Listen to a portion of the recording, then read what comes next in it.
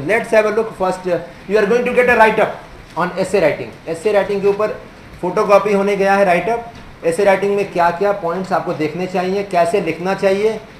And second, इस बार के UPSC mains के लिए कौन कौन से टॉपिक्स जनरल स्टडीज पेपर 1 में इंपॉर्टेंट हैं. अराउंड 32 टॉपिक्स फोटोकॉपी होने गए हैं, आपको मिल जाएगा.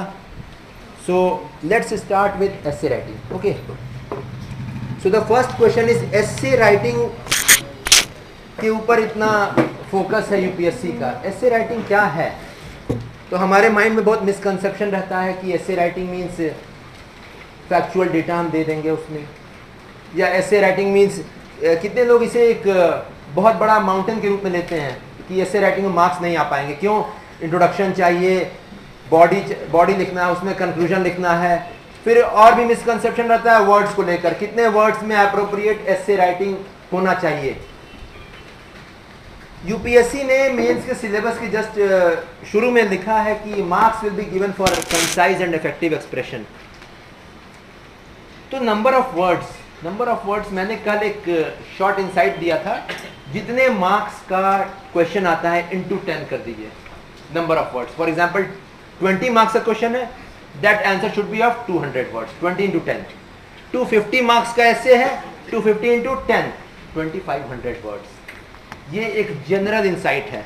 Yet concise and effective expression, इसका क्या मतलब है?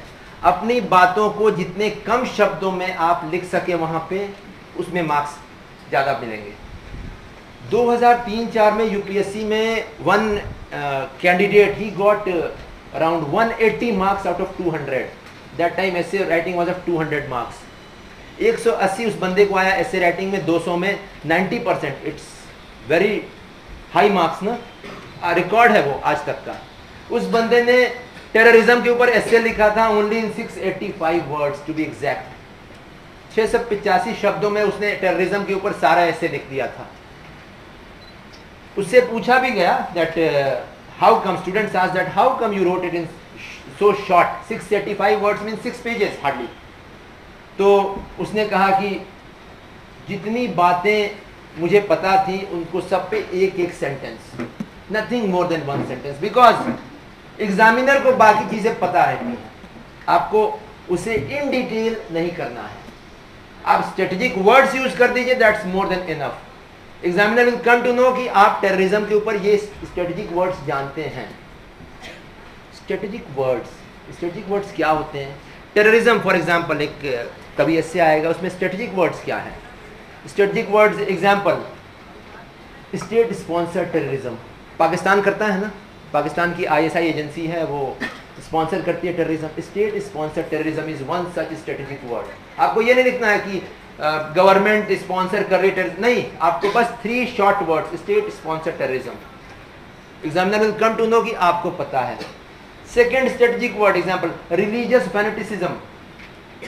रिलीजन को लेकर टेररिज्म खड़ा करना है ना. एग्जाम्पल आप देख रहे हैं इस्लामिक स्टेट का कंसेप्ट, अभी देख रहे हैं ना इस्लामिक स्टेट. इन शॉर्ट आपको लिखना रिलीजियस फैनेटिसिज्म टेररिज्म को बढ़ावा देता है. आपको डिटेल नहीं करना है. क्यों? Examiner comes to know that you know that find details of this. अब सबसे बड़ी बात है, एसे राइटिंग आज के समय में चेंज कर गई है. Just 5 years back essay writing used to be of general nature. General topics आते थे, अभी डायरेक्टिव टॉपिक्स आ रहे हैं. General means suitable example, terrorism एक जनरल टॉपिक हो गया, आपको जितना लिखना है आप लिखिए. इसमें एक फायदेमंद बात थी, पहले किसी को भी बिलो एवरेज मार्क्स नहीं आते थे जिसने अच्छे से पढ़ाई की है. जनरल टॉपिक है, आप कुछ ना कुछ तो लिखेंगे ही, आपको 40-45% मार्क्स मिनिमम मिल जाएगा किसी भी पुअर स्टूडेंट को भी. और अगर कुछ ज्यादा अच्छा लिख दिया आपने, 70% क्रॉस कर जाएगा. येट अभी डायरेक्टिव टॉपिक्स हो गए. डायरेक्टिव मीन्स कोई एक एस्पेक्ट के ऊपर फोकस किया जा रहा है. फॉर एग्जांपल एक टॉपिक आ सकता है अभी, रिलीजियस फैनेटिसिज्म एंड टेररिज्म. ये डायरेक्टिव टॉपिक है. ये टेररिज्म के ऊपर नहीं फोकस कर रहा है, ये relationship between religion and terrorism के ऊपर फोकस कर रहा है.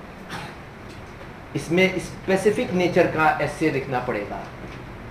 एंड इसमें आप वे वर्ड नहीं लिख सकते हैं. If you right way word you will fall short. इसीलिए डायरेक्टिव टॉपिक्स में अभी एसए के मार्क्स में पोलराइजेशन बहुत ज़्यादा हो गया है, या तो बहुत कम नंबर मिल रहे हैं, हार्डली 10%, 15%। क्यों? आप रिलेवेंट लिख ही नहीं रहे हैं, या आपको बहुत हाई मार्क्स मिल रहे हैं, 70%, 65%। दूसरी बात है, एसए के टॉपिक्स में अभी एक और चेंज आया है, क्वेश्चंस के रूप में एसए पूछे जा रहे हैं। ये डायरेक्टिव में और स्पेसिफिक हो गया। आपसे व्यू, इसमें एक एक्स्ट्रा पॉइंट ये ऐड हो गया कि आपसे व्यू पॉइंट मांगा जा रहा है। Has terrorism any relationship with religion? आपसे व्यू पॉइंट मांगा जा रहा है, तो और ज्यादा स्पेसिफिक हो गया, और ज्यादा पोलराइजेशन, या तो मार्क्स बहुत कम या मार्क्स बहुत ज्यादा। प्लस ऐसे ऐसे सब्जेक्टिव होते हैं, एग्जामिनर के ऊपर डिपेंड करेगा कि आपके व्यूज को वो लाइक करे या नहीं करे। सो डायरेक्टिव एसेज डेंजर बहुत ज्यादा हो गया, मार्क्स कम भी आ सकते हैं, ज्यादा भी आ सकते हैं। प्लस जनरल अराउंड 40% मार्क्स लाना बहुत मुश्किल हो गया है। प्लस सर ने कहा था 2500 वर्ड्स लिखना है 250 मार्क्स के एसे में, तो कहीं ना कहीं 2500 वर्ड्स कहाँ से लाएं हम लोग इसमें? नहीं, 685 वर्ड्स लिखने की क्षमता सब में नहीं है। फ्रैंकली स्पीकिंग 685 वर्ड्स में आप सारी बातें लिख दें, वो उस बंदे के अंदर थी क्षमता, आपके अंदर नहीं है। मे भी होगी, 1000 words people right, 1200 words people right, 1500 words people right. एक चीज याद रखिएगा, आप 600 शब्द लिखें या 800 शब्द लिखें, आपको सारी बातें कहनी है। ऐसा नहीं कि सर ने कहा था 600 वर्ड में लिख दो ऐसे, तो 80% मार्क्स आ जाएंगे। तो आपको ज्यादा बातें पता है, आपने कम बातें लिखी, बाकी छोड़ दी। क्यों?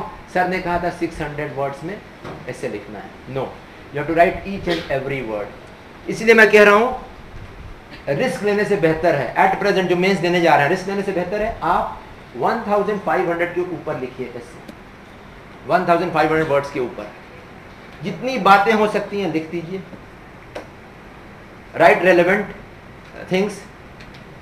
इसमें सबसे बड़ी बात है और एक issue that topic selection. Directive essays का जब से समय आया है यूपीएससी में, टॉपिक सिलेक्शन बहुत इंपॉर्टेंट हो गया है। टॉपिक सिलेक्शन क्या होता है? There are 4 topics given for essay. For example, पहले 6 टॉपिक्स होते थे, फिर 4 टॉपिक्स होने लगे। टॉपिक्स 2 तरह के होते हैं। एक जो आपका ऑप्शनल है। For example, each one of you must be having an optional ना, पब्लिक एडमिनिस्ट्रेशन या ज्योग्राफी या सोशियोलॉजी या पॉलिटिकल साइंस। कोई एक टॉपिक आपके ऑप्शनल से मिलेगा, स्पेशली अगर आपका पब्लिक एडमिनिस्ट्रेशन है या आपका सोशियोलॉजी है या आपका इकोनॉमिक्स है, तो एक टॉपिक एसे का इसी बैकग्राउंड पे आता है। आपको वो टॉपिक नहीं चूज करना है जो आपके ऑप्शनल से रिलेट है। In short, why? Getting my point ना? आपके ऑप्शनल से रिलेटेड जो टॉपिक आ रहा है आपको हटा देना है, straight forward. For example, public administration students, local governance पे क्वेश्चन आ रहा है, एडमिनिस्ट्रेशन पे क्वेश्चन आ रहा है, ई गवर्नेंस पे क्वेश्चन आ रहा है, आप छोड़ दीजिए उस टॉपिक को, मत लिखिए। सोशियोलॉजी के स्टूडेंट्स, वुमेन एम्पावरमेंट पे क्वेश्चन आ रहा है, छोड़ दीजिए। चाइल्ड लेबर रिमूवल पे क्वेश्चन आ रहा है, छोड़ दीजिए। कास्ट सिस्टम पे क्वेश्चन आ रहा है, छोड़ दीजिए। प्लस आप अगर टेक्नोलॉजी बैकग्राउंड के हैं, साइंस एंड टेक पे क्वेश्चन आ रहा है, उसे छोड़ दीजिए। क्यों? ये मैं क्यों कह रहा हूं? डायरेक्टिव क्वेश्चंस में वही लिखा जाता है डायरेक्टिव एसेज में जो वहां पूछा गया है। एंड हमारे अंदर एक बहुत बड़ी खामी होती है, हम लोग को जितना पता रहता है हम लोग सारी बातें वहां लिखने लगते हैं, बहुत सारी इररिलेवेंट चीजें भी।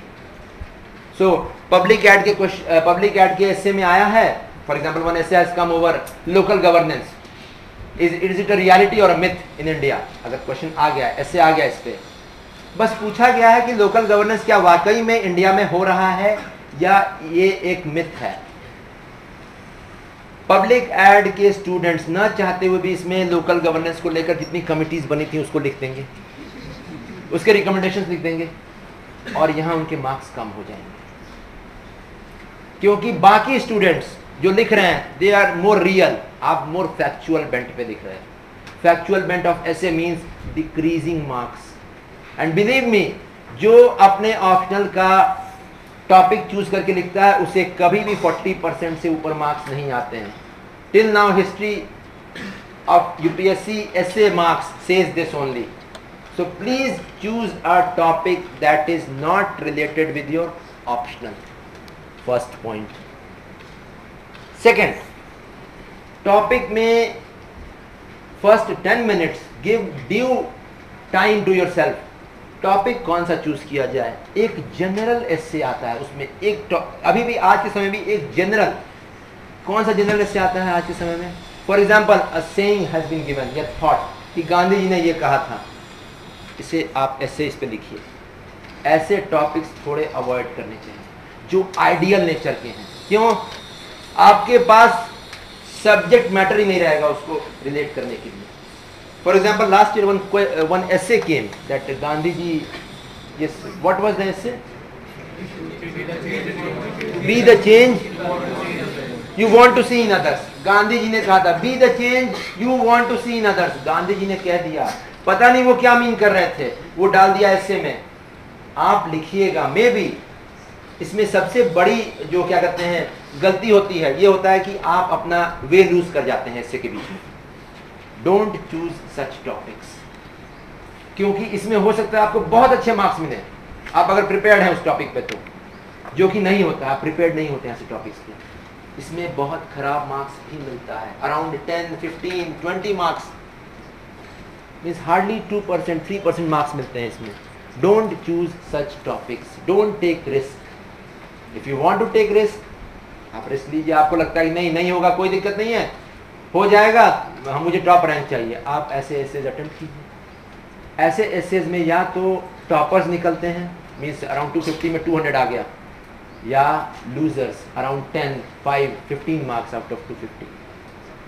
Don't choose such topics.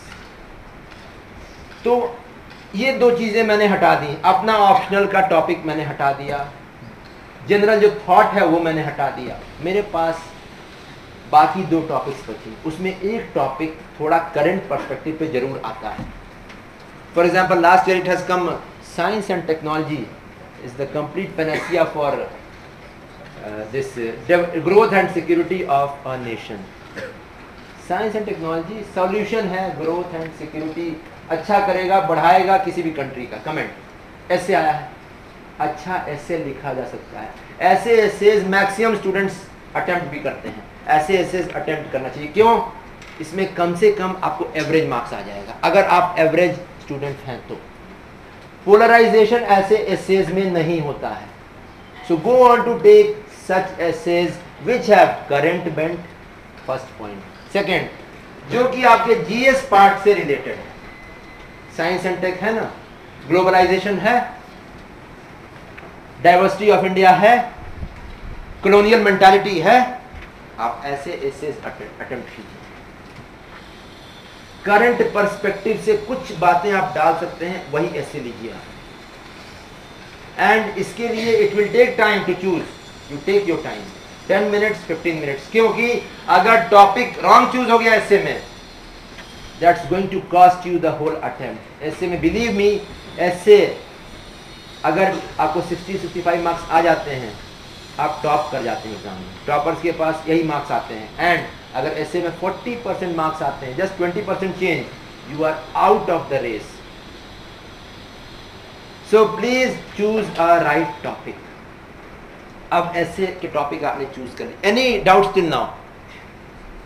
You have chosen a topic now, ठीक है, फोकस हो गया। अब उस टॉपिक को एक बार रीड कीजिए। टॉपिक क्या है, टॉपिक डिमांड क्या कर रहा है, अपने आप को एग्जामिनर के शूज में रखिए। टॉपिक बनाते समय एग्जामिनर के माइंड में क्या था, and find out the core word of the topic. For example, science and technology is the panacea for growth and security of a nation. इसमें क्या है कोर वर्ड? और कुछ एक कोर वर्ड है इसमें, एक सेकेंडरी कोर वर्ड है। Yes, nation is a core word है। किसके ग्रोथ एंड सिक्योरिटी की बात हो रही है? नेशन की। आप नेशन से शुरू कीजिएगा। Core word is nation, secondary core words are growth and security. So किसी भी टॉपिक में या तो एक कोर वर्ड होता है या दो कोर वर्ड्स होते हैं, या एक कोर वर्ड होता है, कुछ सेकेंडरी कोर वर्ड होता है। आपको कोर वर्ड आइडेंटिफाई करके वहां से बिगिन करना है। सिंपल, नेशन, नेशन से बिगिन कर दीजिए इसमें। या एक और टॉपिक आया था last year, that is colonial mentality hindering India's success. यहां पे कोई सेकेंडरी कोर वर्ड नहीं है, यहां पे एक कोर वर्ड है, इंडियाज सक्सेस, यानी any countries success, any country, any societies success, any communities success. समझ में आ रही है बात? तो आपको शुरू करना है यहाँ पे कम्युनिटी, सोसाइटी, कंट्री का सक्सेस कौन से फैक्टर्स पे डिपेंड करता है। Getting my point? Identify the core word, begin with that core word, the essay. Core word identify हो गया, उस पे सबसे पहले 80 to 100 वर्ड्स मैंने लिख दिए, जितना मुझे आता है। For example, a nation is a group of people, common ideas, thoughts. I hope you know the definition of nation. Science and technology is complete panacea for growth and security of a nation. Nation शुरू किया, nation group of people, ideas, belief common रहते हैं, सोच common रहती है, aspirations common रहते हैं, साथ में रहते हैं ये लोग, बिलीफ, ये लोग रिलीजियस बिलीफ कॉमन रखते हैं, सोसाइटल बिलीफ कॉमन रखते हैं, इकोनॉमिक बिलीफ कॉमन रखते हैं, कुछ डिफरेंसेस होती हैं लेकिन एम एक रहता है, इसे एक नेशन कहते हैं। ये आपका 80 वर्ड्स अराउंड नेशन के ऊपर focus. First paragraph. Second paragraph, a nation, nation success या नेशंस क्या कहते हैं, nation has many aspects. Growth is one of them, security is one of them, development is one of them, ideological evolution is one of them, amongst which growth and security are most important aspects. समझ में आ रही है बात? ये linking sentence रहेगा। Secondary core words and core word के बीच में मैंने लिंकिंग सेंटेंस एक डाला है। Getting my point? कि मैं ग्रोथ एंड सिक्योरिटी को कैसे रिलेट कर रहा हूँ एक नेशन से। मैं लिखूंगा नेशन का सक्सेस उसके ग्रोथ पे, उसके सिक्योरिटी पे, उसकी सिक्योरिटी, उसके ग्रोथ, उसके डेवलपमेंट, उसके आइडियोलॉजिकल एवोल्यूशन से हम लोग मेजर कर सकते हैं, जिसमें growth and security one of the most important है। Got it? This is the linking sentence. Second paragraph has begun. अब ग्रोथ डिटेल में बताऊंगा। Growth amongst which growth is defined as this this this and this. Security is defined as this this this and this. Secondary core words. फिर growth define करने के बाद, security define करने के बाद, ग्रोथ के मैं वेरियस एस्पेक्ट्स दिखाऊंगा। Social growth, economic growth, political growth, environmental growth. इसके लिए कुछ ऐसा नहीं है कि आपको क्या कहते हैं कुछ सोचना है, एक सेट पैटर्न है। सारी चीजों के सोशल एस्पेक्ट्स होते हैं, सारी चीजों के इकोनॉमिक एस्पेक्ट्स होते हैं, सारी चीजों के एनवायरमेंटल एस्पेक्ट्स होते हैं, सारी चीजों के पॉलिटिकल एस्पेक्ट्स होते हैं। कोई भी वर्ड आया उसमें उसको इसमें डिफाइन कर ही दो। कोई जनरल वर्ड आया है तो ग्रोथ, सोशल ग्रोथ क्या है आप डिफाइन कीजिए, पॉलिटिकल ग्रोथ क्या आप डिफाइन कीजिए, इकोनॉमिक ग्रोथ क्या डिफाइन कीजिए। वहां पे सोशल ग्रोथ क्या है? Yes, what is social growth? किसी बुक में डेफिनेशन है? नहीं है। Growth of society is social growth. Society में क्या ग्रोथ होता है? आइडियाज मैच्योर करते हैं, फॉरवर्ड लुकिंग होता है आइडियाज, कंसेप्ट ऑफ रीजनिंग आता है, जनरल जो आपको पता है। इसीलिए कहते हैं ये इंट्रोडक्शन लिखने के पहले आप एक रफ फॉर्मेट प्रिपेयर करें। एंड ऐसे में आपको सारी चीजें हेल्प करेंगी जितना आपने पढ़ा है। Social growth, growth of society sir ने कहा था। सोसाइटी में क्या होता है? आइडियाज होती हैं, फैमिली होता है, नहीं, कास्ट सिस्टम होता है, थिंकिंग होती है, सारी चीजों का ग्रोथ सर ने कहा। Social growth. Economic growth sir ने कहा इकोनॉमिक ग्रोथ में एम्प्लॉयमेंट होता है, इकोनॉमी में पॉवर्टी रिमूवल होता है ना। फिर ग्रोथ रेट होता है, जीडीपी ग्रोथ रेट होता है, डाल देना है यहाँ पे। फिर सर ने कहा था political growth. Political growth means growth of political system. Growth of political system means लोग ज़्यादा से ज़्यादा वोट करने आए, पहली बात। दूसरी बात अवेयरनेस बढ़ जाए, पॉलिटिकल अवेयरनेस। तीसरी बात प्लान्स एंड प्रोग्राम्स के बारे में लोग जानने लगे, लीडरशिप मैच्योर कर जाए, पॉलिटिकल ग्रोथ। और ये आप घर में तैयार करके जाइए। सोशल एस्पेक्ट्स क्या क्या होते हैं, caste, family, idea, reasoning, what it. Economic aspects क्या क्या होते हैं, GDP growth rate of any country, GDP growth rate, poverty, employment, getting my point, political awareness, political leadership, voting system, voting behaviour, getting my point. Environmental growth क्या होता है, environment को साथ लेकर चलने की बात, एनवायरमेंटल ग्रोथ कहते हैं। ऐसे security, social security, security was the secondary core word ना, social security, political security, economic security, आप फिर से मेंशन करें, security of social system sir ने कहा था, यानी कि हमारे आइडियाज जो हमारे चला आ रहा है पहले का सोशल सिस्टम वो सिक्योर हो जाए, लोग सिक्योर हो जाए अपने आइडियाज में, गेटिंग माय पॉइंट। एडवांसमेंट के साथ साथ अपनी आइडियाज भी साथ में इवॉल्व करें। इकोनॉमिक सिक्योरिटी सर ने कहा था, economic security means security for each and every poor person, for example economic security means security of each and every plan and programme. Economic security means everyone gets access to government schemes. समझ में आ रही है बात? आप in general security को भी social, economic, political, environmental, legal, educational, 7 aspects, got it, इसमें डिफाइन कर। ये नेक्स्ट 100 to 200 वर्ड्स देगा आपका एसे। ये स्टैंडर्ड एसे होता है। First 100 words core word definition, फिर second paragraph begins with a linking sentence, nation की सिक्योरिटी एंड ग्रोथ। उसके बाद secondary core words, again 100 to 150 words. कितने हो गए वर्ड्स पूरे मिला के? 250 वर्ड्स हो गए, अराउंड 250 to 300 वर्ड्स। अब यहाँ पे क्या है, क्या पूछा गया? Science and technology is the panacea for growth and security of a nation. अब आपको यहाँ दिखाना है सोशल सिक्योरिटी में साइंस एंड टेक्नोलॉजी का कहाँ इनपुट है, इकोनॉमिक सिक्योरिटी में साइंस एंड टेक्नोलॉजी कहाँ पे हेल्प करेगा, सोल्यूशन कहाँ देगा, पॉलिटिकल सिक्योरिटी में कहाँ साइंस एंड टेक्नोलॉजी का हेल्प मिलेगा। मीन्स जितने एस्पेक्ट्स आपने डिफाइन किए हैं हर जगह आपको साइंस एंड टेक्नोलॉजी का रोल दिखाना है। तो नेक्स्ट पैराग्राफ चेंज होगा, आप लिखिएगा all these types of growth and security, social, economic, political, educational, can be brought about by various measures of which science and technology is one of the most important या relevant. समझ में आ रही है बात? अगेन एक connecting sentence third paragraph में, got it, getting my point. Third paragraph connecting sentence, these types of growth and security can be brought about by various measures of which science and technology is one of them. Next, science and, अब आपको prove करना है कि science and technology ने वाकई में growth and security आज तक लाया है।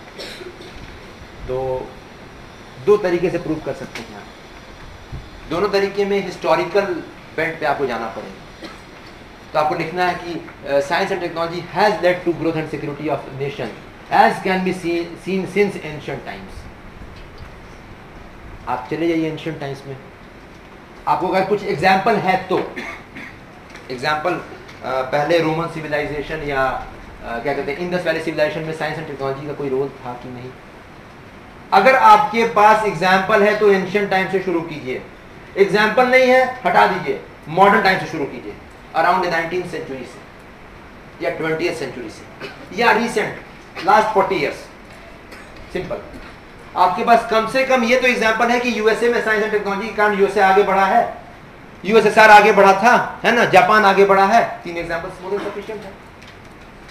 अगर आपके पास एंशिएंट टाइम्स का नहीं है एग्जांपल तो, अगर एग्जांपल है, अगर आप लिख सकते हैं, मैं तो लिखूंगा, एग्जांपल नहीं है फिर भी मैं वर्ड से लिखूंगा, वर्ड्स में मैं सारी चीजें बता दूंगा without giving example. For example, science and technology has in fact solved the problems of security and led to growth since ancient times। example, Indus Valley civilization। Indus Valley civilization, science क्या होता है ये बताइए मेरे, what is science?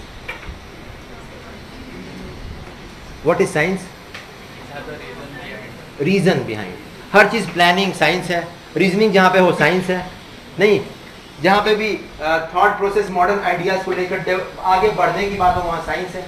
तो मैं बताऊंगा वहां पे कि साइंस एंशिएंट टाइम्स में क्या था, प्लानिंग होती थी आर्किटेक्चरल इंडस वैली के समय, उसके कारण इंडस वैली डेवलप किया साइंस का ग्रोथ में। सिक्योरिटी मैं लिखूंगा इंडस वैली के समय सिक्योरिटी को लेकर, अगर मेरे पास कोई पॉइंट है लिखूंगा, नहीं पॉइंट है छोड़ दो, कोई दिक्कत नहीं है। कोई और एग्जांपल कोट कर दो रोमन सिविलाइजेशन जहां सिक्योरिटी साइंस एंड टेक्नोलॉजी से इंश्योर हो रही। Got my point. Ancient time से 2 एग्जांपल, मिडिवल टाइम से 2 एग्जांपल, मॉडर्न एरा से 2 से 4 example.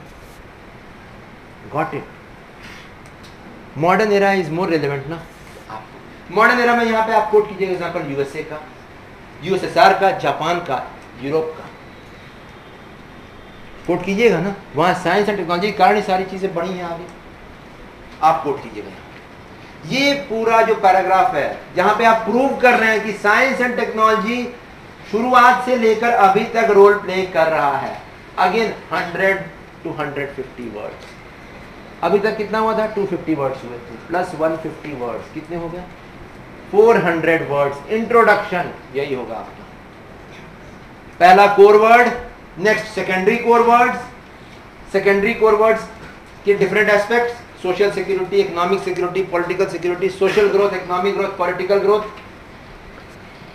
Next science and technology का रोल, वहां पे साइंस एंड टेक्नोलॉजी डिफाइन कर दिएगा एक word, what is science, what is technology, just define in one sentence. क्योंकि साइंस एंड टेक्नोलॉजी हम लोग बहुत नैरो माइंडेड नेचर में लेते हैं ना। आप एक चीज याद रखिए, कोई भी वहां वर्ड दिया हुआ है उसको बहुत ही ब्रॉड माइंडेड एस्पेक्ट में लेना है। Science is not only use of machines या यूज ऑफ इन्वेंशंस या use of discoveries, no, science is all about development, taking modern ideas, taking the concept of reasoning, taking the concept of rationality, growing ahead, getting my point. Science. Technology, use of experiments, discoveries, inventions in helping us to move ahead, getting my point. Science and technology define कर दीजिएगा वहाँ पे। फिर historical bent पे चले जाइएगा, ancient, medieval, modern। नहीं example last 40 years से चले जाओ यार, 40 ईयर्स में आपको कम से कम 5 एग्जाम्पल कोट करने हैं। यूएस दे दिया, जापान दे दिया, यूएसएसआर दे दिया, यूरोप की 2 countries they the, great Britain. लेकिन इसे याद रहे क्रोनोलॉजिकल सीक्वेंस में देना है। अगर पहले ग्रेट ब्रिटेन डेवलप किया था साइंस को लेकर, आपको सबसे पहले ग्रेट ब्रिटेन को दिखाना है। डोंट गो लाइक दिस कि जापान, उसके बाद ग्रेट ब्रिटेन, उसके बाद USA. No, tell the examiner that you know the history well. Chronological sequence में आपको डेट्स के हिसाब से पता है, डेट्स नहीं लिखनी है, लेकिन कहां पहले हुआ। हिस्ट्री इज ऑल दैट ना। What is history? History is detail of events, ठीक है, डिटेल शुरुआत से लेके अभी तक। हिस्ट्री में आप कभी नहीं पढ़ रहे होंगे, फॉर एग्जांपल क्या कहते हैं, इंडिया फ्रीडम स्ट्रगल में आप कभी नहीं ऐसा पढ़ते होंगे कि क्या कहते हैं, पहले गांधी जी आए और फिर बाद में रिवोल्ट ऑफ 1857 हुआ। ऐसा हुआ है? नो। सो आप वहां लिखिएगा क्यों ऐसा? आप वहां हिस्ट्री जैसे हो रही है वैसे लिखिए। बता दीजिए कि आपकी थिंकिंग प्लान्ड है, ऑर्गेनाइज्ड है, एंड इसके लिए रफ वर्क बहुत जरूरी है। 24th जो पेज है लास्ट में, एसे में एक चीज याद रखिए, इंट्रोडक्शन आपको रफ में पूरा लिखना है, उसके बाद उसको कॉपी करना है ऐसे। Please do this. Students go on to write skeletons at the back, क्या कहते हैं, रफ शीट पे, skeleton of the introduction, body, conclusion. नहीं, इंट्रोडक्शन पूरा डिटेल लिखिए वहां। First impression is the last impression. Introduction as such वहां पढ़ना चाहिए, without any cutting, without any kind of कि ये 4 सेंटेंसेस आपने लिखा फिर कट कर रहे हैं, दूसरा फिर शुरू कर रहे हैं। नहीं, वो एग्जामिनर सारी चीजें पढ़ रहा है, आपको वहां एज सच लिखना है। इंट्रोडक्शन पूरा पीछे लिख दिए, 350 वर्ड्स, उसके बाद कॉपी कर लिए। बॉडी स्केलेटन बना लिए पीछे में रफ में, और फिर स्केलेटन के हिसाब से अपना ऐसे डील करेंगे आगे, हम देखेंगे कैसे। कंक्लूजन, कोई स्केलेटन, कोई चीज लिखने की जरूरत नहीं है at the back, no need to do rough, because body लिखते लिखते आपके अंदर इतना फ्लो आ जाता है कि आप नेचुरली कंक्लूजन लिख लीजिएगा उसी फ्लो में। Focus should be on introduction, first half an hour 45 minutes should go on introduction, rough. Next 15 minutes should go on skeleton of the body. 1 घंटे प्योरली हटा दो रफ के लिए, बाकी 2 घंटे में ऐसे लिखना है. Got it? And it is said that essay copies are checked from the last. Have you done the rough or not? Are you a planned person or not? Got it? तो introduction ये हो गया, समझ में आ गया. Core word, secondary core word, फिर science and technology का role. मैं चला गया हिस्ट्री में प्रूव करने के लिए. Got it? मैंने बता दिया एग्जामिनर को कि पहले हुआ था ऐसा, पहले साइंस एंड टेक्नोलॉजी के कारण ग्रोथ एंड सिक्योरिटी हुई थी. अब मैं प्रेजेंट में दिखाऊंगा. अब बॉडी शुरू होगा ऐसे का.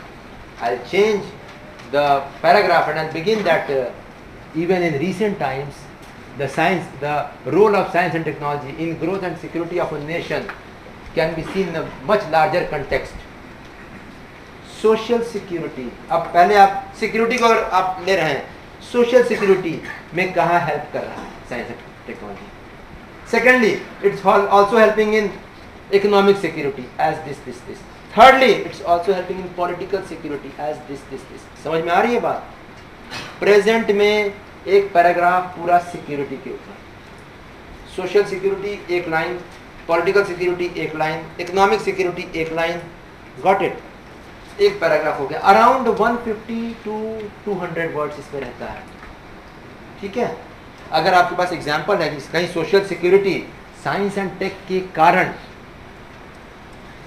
आपका सोशल सिक्योरिटी सही हो रहा है, तो आप वहाँ एग्जाम्पल कोट कर दीजिए. एग्जाम्पल हम बता रहे हैं. For example, social security in India, science and tech के कारण क्या सोशल सिक्योरिटी क्या होता है? सिक्योरिटी ऑफ सोसाइटी में जो वीक पर्सन्स हैं. For example, handicapped persons they are using Jaipur foot, नहीं जो लेग्स जिनके पास नहीं होता है, एम्पुटेशन जिनका रहता है. ठीक है? आपको नहीं लगता यहाँ साइंस एंड टेक्नोलॉजी का रोल है उनकी लाइफ सिक्योर करने में? Social security. मैं एग्जांपल को रियल वर्ल्ड एग्जांपल, थोड़ा सोचना पड़ेगा. लेकिन economic security, science and technology कहाँ पे इकोनॉमिक सिक्योरिटी इंश्योर कर रहा है? मैं पूरा जीएस मैंने जितना पढ़ा है, मैं एक ओवरव्यू लूंगा. इंडिया में पूरा जीएस का जो मैंने पढ़ा है, इकोनॉमिक सिक्योरिटी के ऊपर साइंस एंड टेक्नोलॉजी का रोल. फिर कोई एग्जाम्पल मिलेगा मैं कोट कर दूँगा. ये सारे एग्जाम्पल्स मुझे रफ में वहाँ कोट करने हैं, उसको डालना है. Got it? एग्जाम्पल नहीं मिलता है, डोंट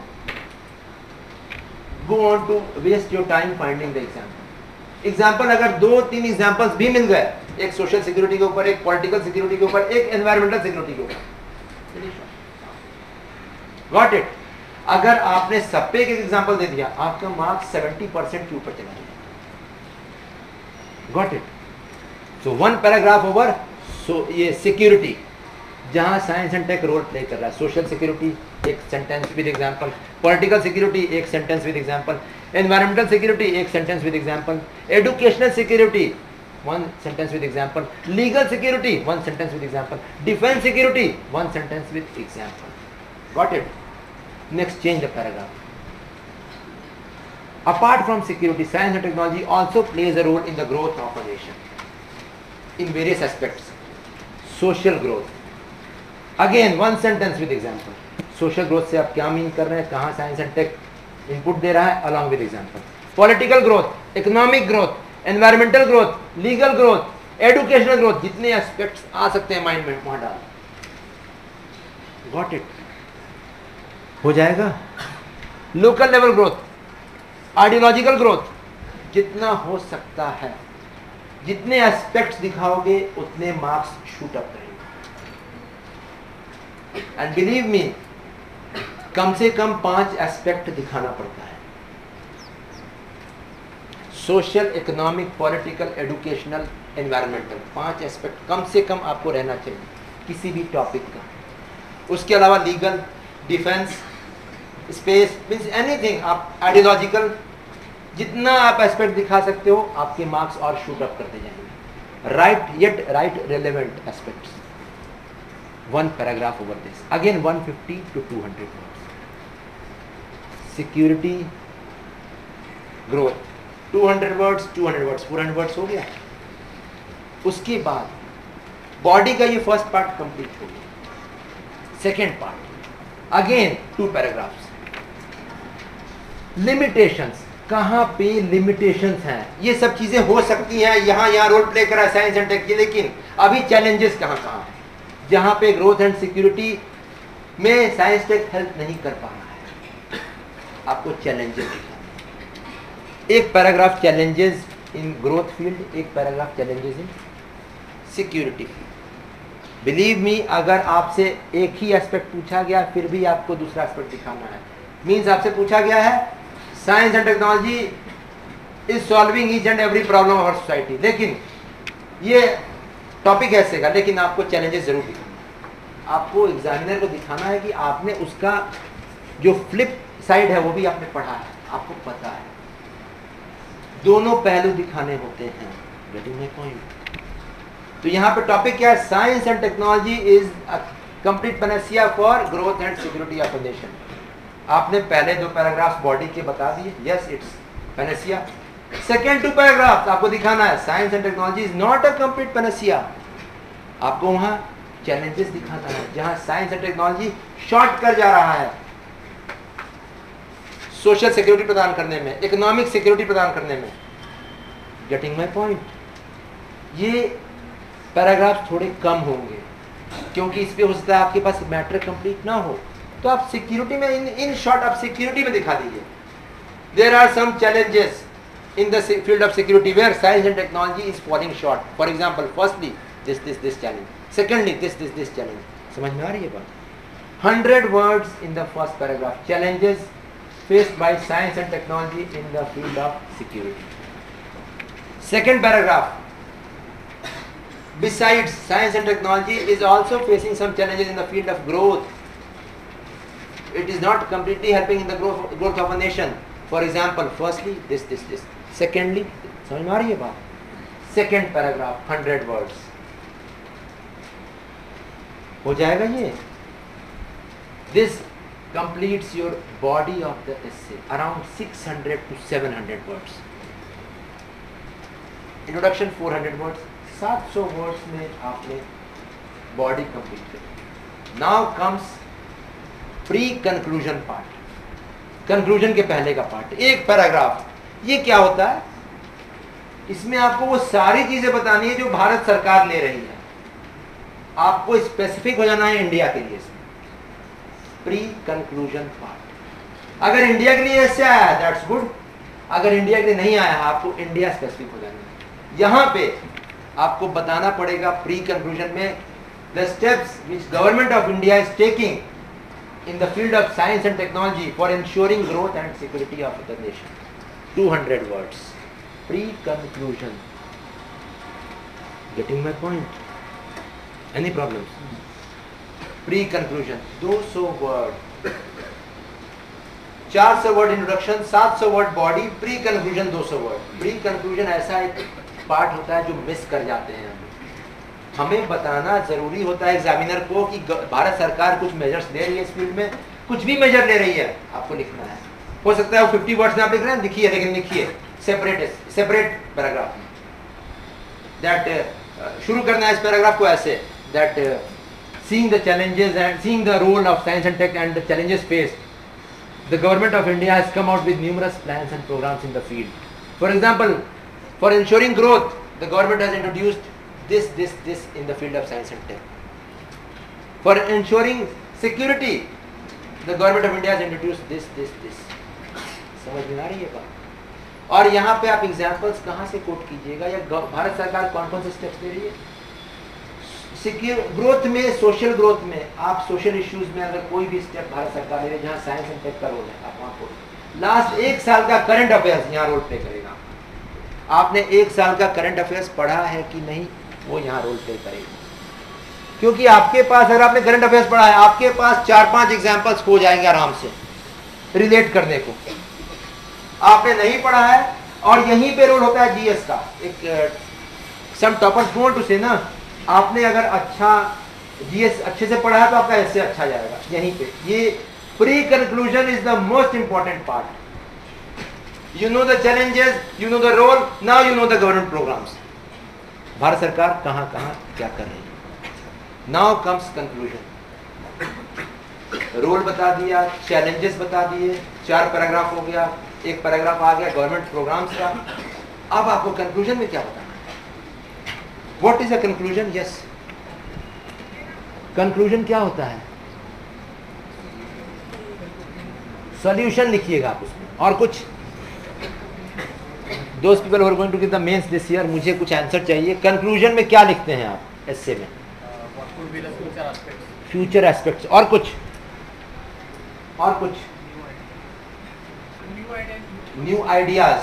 चलिए तो हम देखते हैं कंक्लूजन में क्या लिखा जाता है। फर्स्ट पॉइंट, कंक्लूजन जब शुरू होता है तो आप इतना याद रखिए, जो चैलेंजेस आपने बताए थे, आपको कंक्लूजन शुरू करना है कि दो there are numerous challenges in the field of this, yet these challenges can be countered by such measures. आप अपने तरफ से मेजर्स दीजिए। जितने चैलेंजेस बताए थे आपने, जहाँ पे साइंस एंड टेक रोल नहीं प्ले कर पा रहा ग्रोथ में एंड सिक्योरिटी में, वो चैलेंज फेस कर रहा है, उस चैलेंज को हटाने के लिए यहाँ मेजर कंक्लूजन के फर्स्ट पार्ट में अराउंड 50 to 60 वर्ड्स, कुछ भी मेजर बता दो यार, 2 मेजर बताओ, 3 मेजर बताओ, बताओ जरूर। Got it? नेक्स्ट, आपने मेजर बता दिए, अब क्या करना है? अब आपको next part around 40 words, government has taken numerous steps in this regard as we have seen earlier, आपको ये बताना है। Yet government steps fall short to fulfil the gaps, आपको यहाँ लिख देना है। गवर्नमेंट के प्लान्स, बहुत सारे गवर्नमेंट ने प्लान्स लिए हैं जो आपने बताया पहले, वो 40 वर्ड्स में आपको कंक्लूसिव देना है। येट वो फॉल शॉर्ट कर रही है बहुत जगहों पे। क्यों फॉल शॉर्ट कर रही है? यहाँ पे आपको कॉमन रीजन देना है, इम्प्लीमेंटेशन नहीं हो पा रहा सही से। पहली बात, ये सारी चीजों में लिखना है आपको, इम्प्लीमेंटेशन नहीं हो पा रहा है, गैप है अवेयरनेस लेवल जो पब्लिक का है और एडमिनिस्ट्रेशन के बीच में, लोअर लेवल पे करप्शन है। 3-4 कॉमन पॉइंट्स हर जगह यहां डाल देना है। Got it?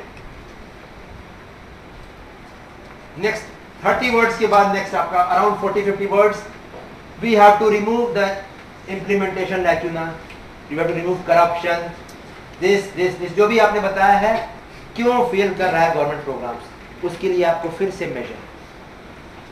Got it? Next 40 words means आपने कंप्लीट सॉल्यूशन बता दिया। चैलेंजेस जो थे उसका आपने बताया, कैसे चैलेंज ठीक हो, चैलेंज को कैसे हम लोग काउंटर करेंगे। फिर आपने बताया गवर्नमेंट प्रोग्राम्स लॉन्च हुई हैं इस फील्ड में, लेकिन वो भी शॉर्ट कर रही हैं, क्यों शॉर्ट कर रही हैं, फिर उसका मेजर आपने बता दिया। कंक्लूजन का first part finish. Second part futuristic, paragraph change. सारी बातें अगर हम लोग जितना डिस्कस किए हैं वो अगर सही से फॉलो की गई, इंडिया में, India will rise, future challenges match करेगा, इंटरनेशनल फोरम पे राइज करेगा। जितनी फ्यूचरिस्टिक एस्पेक्ट्स हो सकती हैं, यहाँ पे 1-2 बुक्स का बहुत इंपॉर्टेंट रोल है। For example doctor APJ Abdul Kalam has written a book ना, इंडिया 2020, आपको वो पढ़ देना है कि 2020 में इंडिया कहाँ जा सकता है, या आप कोई आर्टिकल पढ़ लीजिए फ्यूचरिस्टिक एस्पेक्ट्स ऑफ इंडिया, कोई भी आर्टिकल आपको वहां रिलेट करना है, हो जाएगा। जहां पे साइंस एंड टेक्नोलॉजी इंडिया को इस फ्यूचर में यहाँ ले जा सकता है, आपको दिखाना है वहां पे, तो आपको वहां लिखना है कि in fact whatever in future India will do, it will be lying upon the concept of science and technology. समझ आ रही है बात? Got it? Futuristic aspect around 100 words. यहाँ यहीं पे जो कुछ बुक्स पढ़ते हैं आप लोग फ्यूचरिस्टिक एस्पेक्ट पे, डॉक्टर APJ अब्दुल कलाम का, वहाँ यहाँ पे आपको हेल्प मिलेगा। लास्ट 3 और 4 सेंटेंसेस आपको यहाँ पे अगर आप इनपुट डाल सकते हैं। यहीं पे रोल आता है सेइंग्स का या थॉट्स का। अगर इंडिया के ऊपर या साइंस एंड टेक्नोलॉजी के ऊपर कोई हमारे क्या कहते हैं फ्रीडम फाइटर्स ने या फोरफादर्स ने कुछ कहा है, आप यहाँ डाल दें। As has been said by Gandhi ji, truly in this context, this India will only rise, for example India will only rise if it takes into its ambit science and technology. आपको एंड कर दीजिए यहाँ पे। फ्यूचर बताया, वहीं पे बता दिया हमारे फोरफादर या किसी फ्रीडम फाइटर ने ये बातें कही थी। Finish off the essay. Any doubts till now? Introduction, body, pre conclusion, conclusion. Introduction, core word begin, secondary core words link करके बिगिन। सेकेंडरी कोर वर्ड के बाद साइंस एंड टेक, यहाँ पे जो एस्पेक्ट है उसका रोल। सेकेंडरी कोर वर्ड्स में social security, economic security, political security, example आपको डिफाइन करना है, ये पूरा इंट्रोडक्शन में। फिर science and tech role play कर रहा है एंशिएंट टाइम्स पे, आपको दिखाना है 2 examples from ancient, 2 examples from medieval, 2 examples from modern. आपके पास एंशिएंट मिडिवल का नहीं है example, go for modern only. Modern if you are going, please give chronological sequence, plus please give at least 5 examples. Got it? In both the cases, you have to begin with a historical bent. आप देख रहे हैं introduction में historical bent मैं दे रहा हूँ, आपको इसकी हिस्ट्री पता है। एग्जाम्पल, अब इसमें एक चीज याद रखिए, जो भी कोर वर्ड रहता है वो बहुत इंपॉर्टेंट रहता है, उस पर थोड़ा सोच लेना। फॉर एग्जाम्पल यहाँ nation is a core word. एक बार आया था स्पेशल इकोनॉमिक जोन, आया था बून और बेन, यहाँ पे special economic zone is a core word. Special economic zone कैसे शुरू करें यार इससे? तो यहाँ पे core word special economic zone है, लेकिन क्या शुरू करना अच्छा रहेगा SEZ से? तो लगा कि नहीं अच्छा रहेगा। Special economic zone is all about economy ना। स्पेशल इकोनॉमिक जोन क्यों बनता है? एक्सपोर्ट ओरिएंटेड यूनिट्स वहाँ सेटअप होती हैं, तो इंपोर्ट एक्सपोर्ट के ऊपर पूरा फोकस है, ट्रेड के ऊपर पूरा फोकस है। यानी ये पूछ रहा है ट्रेड का इंपॉर्टेंस, तो मैं ट्रेड से शुरू करूंगा। Got my point? Core word अगर आपका स्पेसिफिक हो गया तो आप थोड़ा सा रिलेट कीजिए बैक में कुछ जनरल वर्ड से। Is colonial mentality hindering India success? India success, core word nation का सक्सेस, आप नेशन का सक्सेस शुरू कीजिए। कॉलोनियल मेंटालिटी, इसका कहने का मतलब है कि बहुत सारी तरह की मेंटालिटी होती है जिसपे सक्सेस डिपेंड करता है। Yes, success of any country depends upon numerous aspects. Social mentality, colonial mentality, feudalistic mentality, future mentality. समझ में आ रही है बात? Mentality, colonial mentality. मैं 5 और mentalities दिखा दूँगा, यहाँ डिफाइन कर दूँगा मैं 5 mentalities। समझ में आ रही है बात?